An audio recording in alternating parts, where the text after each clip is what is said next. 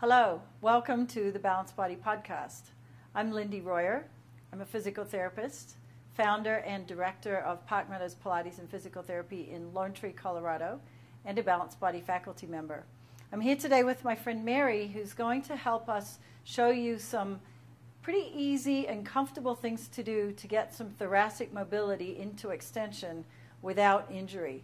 This is something that comes up a lot, especially with our mature clients, many of whom have osteoporosis, and one of the things that we really need to work on with them is thoracic extension. We always want to avoid flexion, particularly in a seated or loaded position with our osteoporotic patients.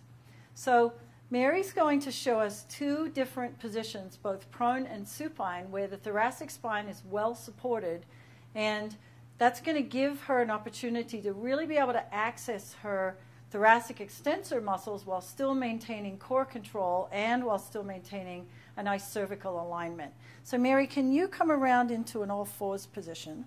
And we have here a 14-inch semi-inflated ball.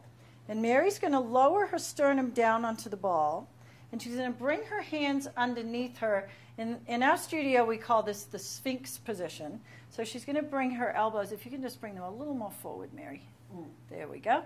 And she's going to use her shoulder girdle to literally give her a little bit of lift or elevation. So the idea here is that she is driving her elbows and forearms down into the table or into the mat while she lifts her thoracic spine. Beautiful. Are you able to hold that for a moment? Okay.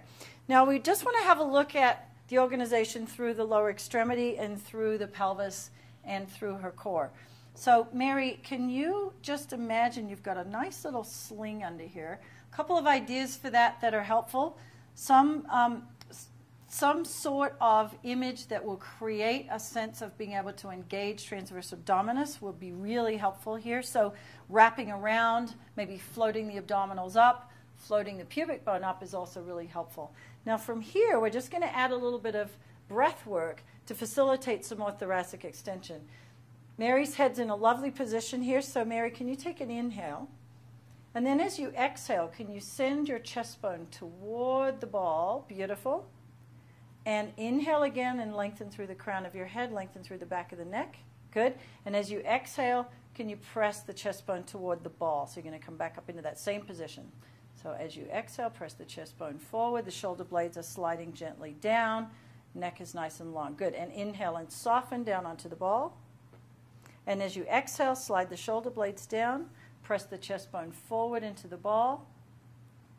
And I'm just helping to give her a little sense of sternum lift while we slide shoulder blades and thoracic facets down into extension. Last one, Mary, as you exhale.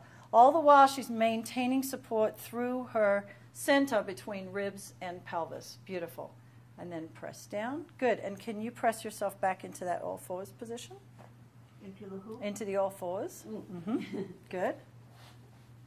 And we're going to lie you down on your back, lying on the ball. So essentially, we're aiming the ball for the same place. We're going for the thoracic spine.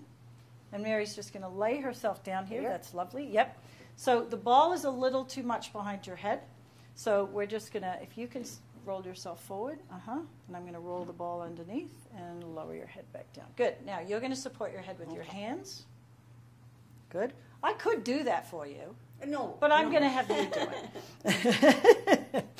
Okay. So in this position, one thing to keep in mind is that we are at the lower edge of the sacrum.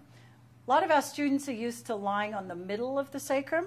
So it's really important here to just remind ourselves that we are a little bit lower to maintain that neutral spine. We're a little bit lower toward the coccyx or tailbone end of the sacrum. And then Mary's having her feet planted hip distance apart. And what I'd like you to do is, can you just soften your chest bone a little bit toward your pelvis? So you're going to go this way toward me. Good. All right. And then just take a couple breaths in. And then as you exhale, can you find that nice activation? Beautiful. So we just reminded Mary about her rib to pelvis connection. You're going to maintain that. And as you inhale, can you lift the chest bone up over the ball So essentially, she's already experienced this motion because we did it in prone. And then as you exhale, soften the sternum just back to that starting position. Good. Eyes looking up to about that little bar right there. Good. And inhale as you lift up and over, keeping that connection from ribs to pelvis, lengthening out the sternum. So go that way again. This way. Yeah. Nicely done. And exhale and soften.